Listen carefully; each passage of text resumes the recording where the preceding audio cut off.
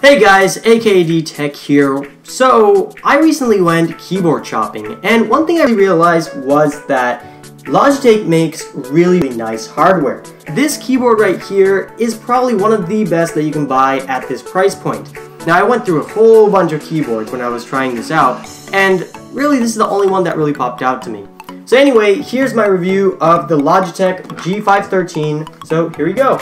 Okay, so this keyboard generally goes for about $150.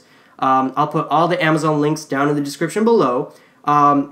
There's a whole bunch of different versions actually, so make sure to check those out. So basically there's really two choices of colors and two choices of keys. So for this, I chose the Carbon Edition because it looks really minimalist. But you could also get the Silver Edition, which looks really sweet with the black keycaps. Now you can also get two different types of keys. This one, if you take a look, is the Razer G Tactile. So you can also get Razer G Linear, which happens to be probably the best linear experience I've had with a keyboard. But I still like the tactile feel because you get that nice clicky noise to it, which just feels right for me. But it's up to you. You can get both of these versions in the link below. Make sure to check it out.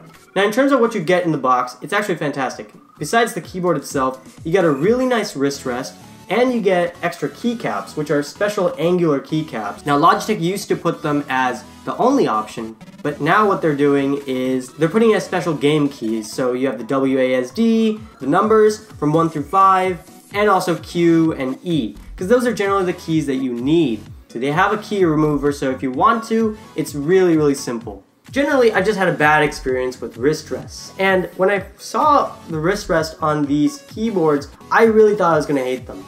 But it turns out, especially this one, they're fantastic. This one comes with a really durable wrist rest. Now, it's very soft, but at the same time, the leatherette material on top feels really sturdy, so it doesn't feel like it's going to be breaking anytime. Now, it has memory foam in there, and it has water-resistant leatherette on top, but I wouldn't go around testing that, so don't go dunking this in a toilet, and I'm not going to try it out either because this stuff is really nice and expensive. One thing I would have preferred though is magnets on the bottom here. The Razer Ornata had it, and it just felt so cool when you bring it up to the keyboard and it just clicks on. That would have been nice, but I'm just glad it's not attached. So we talked a lot about the things inside the box, but now let's talk about the actual keyboard itself.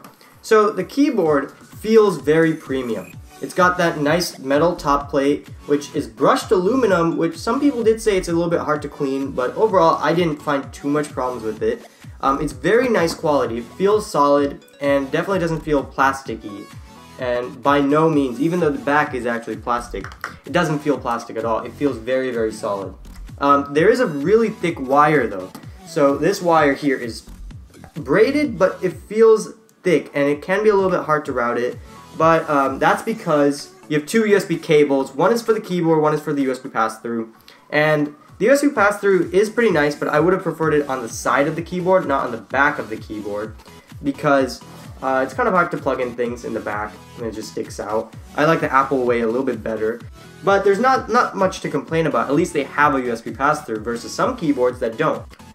Okay, so in terms of the keycaps, these are actually really nice. They're made of ABS plastic, they're really smooth, and they have that nice little concave dip to it so that your finger kind of rests on those keys really well.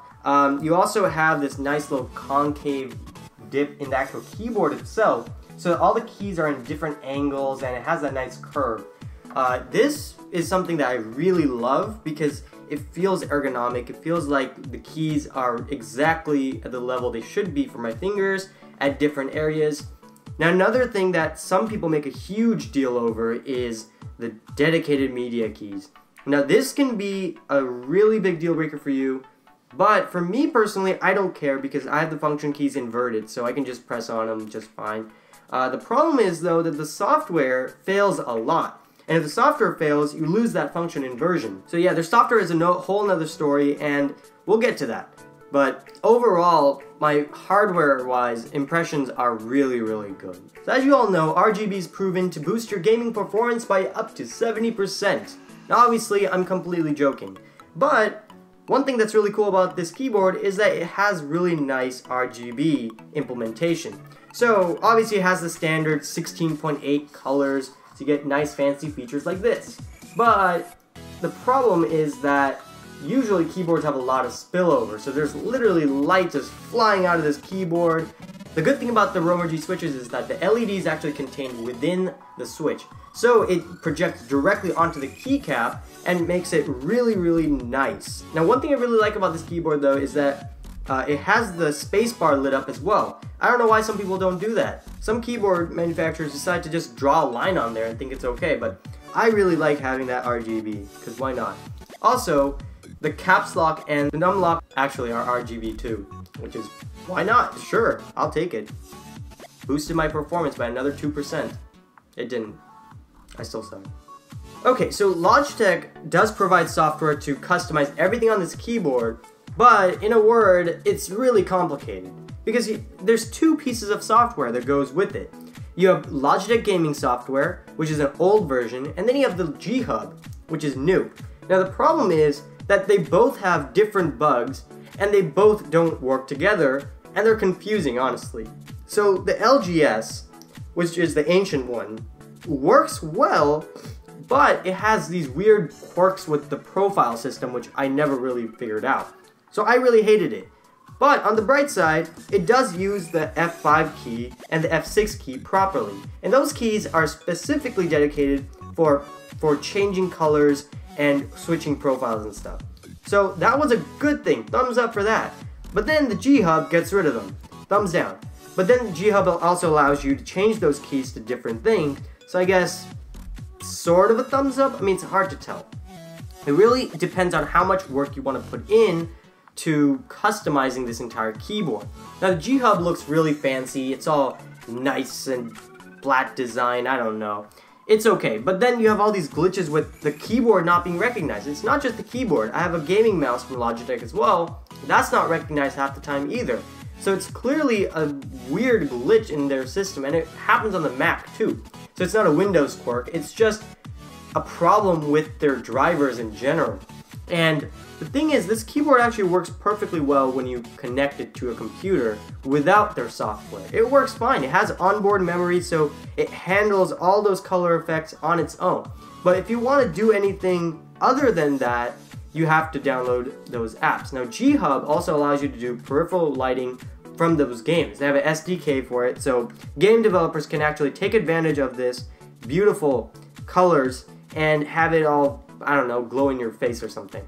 So one I really like is Mass Effect Andromeda has that cool loading animation, especially Anthem. They do a really good job. But the software just needs to be better. It's just horrible.